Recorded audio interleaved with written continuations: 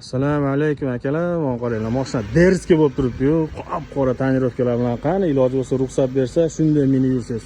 Stapsu, mana qaranglar akalar, buni biz tonirovka yo'q qo'ygandik, 3 etapli tonirovka qilib berganmiz. Mashina qaranglar, ayni bo'lib qo'ygan, yasanib o'tiradigan bo'lib. Xo'p, mashina svejiy ekan, 2024 Hyundai Santa Fe. Mashina ideal sostoyaniyada. Keyin bu akalar полный full komplektatsiyada. Balonlardan ko'ryapsizlar, bilek qilib qo'ygan. 5 ключевойлari bor, повторитель поворотнилari, память сидения, elektropaket. Mashinani probegi 28 ming, original probeg. 5 provodnoy zaryadchiklari bor. Podogrev, obduf, xullas mashinada nima komplektatsiya bo'lsa, hammasi bor. 2024. Bu mashinani qaranglar holatini, ichki salon holatlarini qaranglar. Svejiy.